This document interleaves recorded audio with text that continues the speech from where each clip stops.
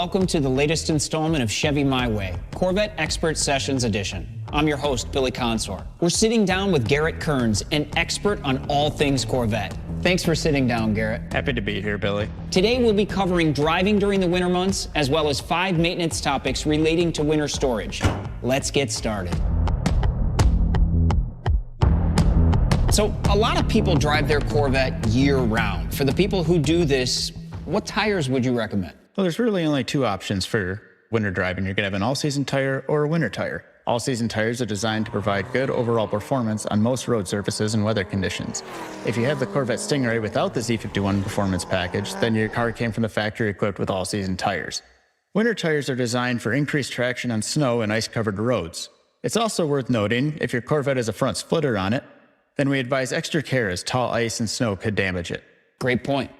Now, let's jump into how to best prepare their Corvette for those colder winter months if they're not going to be driving. Let's do it. We'll be covering everything from maintenance to storage and answering real questions from Corvette owners along the way. So turn the seat warmers on and roll the windows up. We're talking all things winterization. When drivers begin the process of preparing their Corvette for the winter, they usually debate if an oil change is required before or after storage. Over the years, I feel like people have developed strong opinions one way or the other. What's the expert advice? You're right, Billy. There are a lot of opinions on this topic, and it comes down to really what your personal preference is. There's no right or wrong answer. That being said, we recommend getting an oil change in the spring for a few reasons. If a customer changes their oil in the fall, then they will start with their vehicle in the spring and notice that their oil life monitor has already dropped 20 to 40%, depending on how long they stored their car for. You'll want to follow the indication on your oil life monitor to see when your next oil change is required, which is every 7,500 miles or 1 year, whatever comes first. So if you're bringing in your Corvette at 7,500 miles for an oil change, is it also worth considering getting a transmission filter change? Absolutely. Similar to our recommendation for engine oil, customers have 12 months or 7,500 miles to bring in their Corvette to change the transmission filter as well. This can be tricky, so it's worth visiting a professional. An area that's gotten a lot of attention in recent months has been around storing batteries. One of the biggest questions for car owners is how to best store their battery when it's inside for the winter.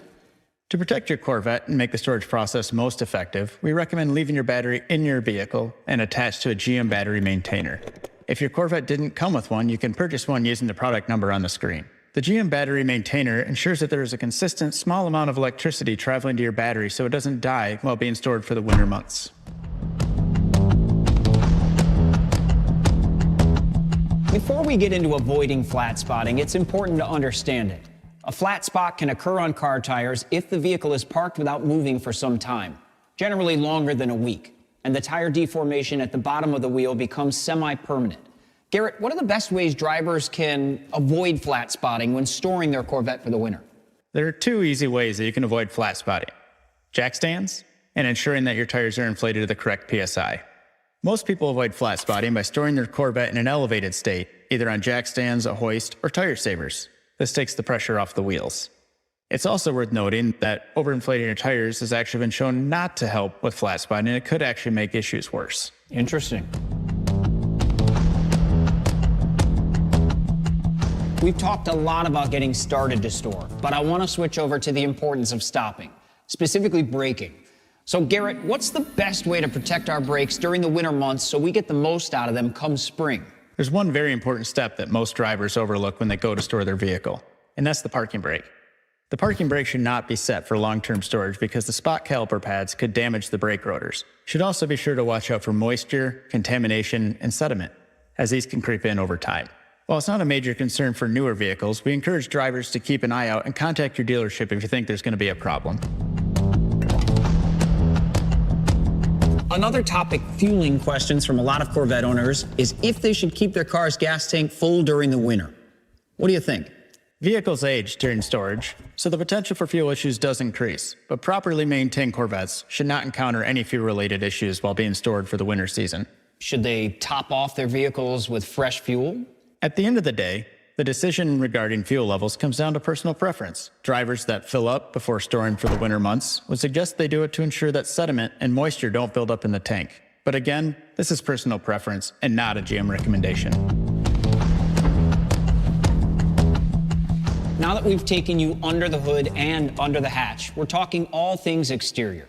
We'll explore the ways you can make sure your Corvette is prepared for the cold winter months ahead and cover washing your vehicle as well as how to store it. Now, a lot of drivers tend to want to get a wash and immediately put their car in storage, but that's not the best practice. Correct. While getting a wash is a great way to make sure you're ready to hit the road come spring, we highly encourage you to take your Corvette for one last drive after you wash it and just put your brakes to the test. This will prevent brake damage from stagnant water.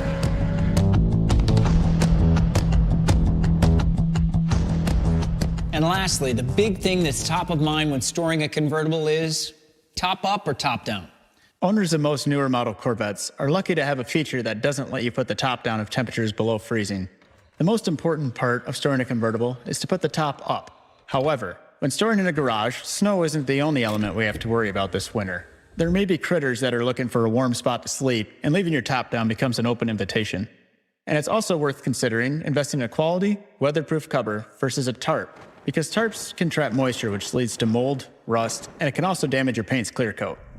So this winter, don't give your Corvette the cold shoulder. Take the steps to protect your Vette for this season and the ones to come. Shall we?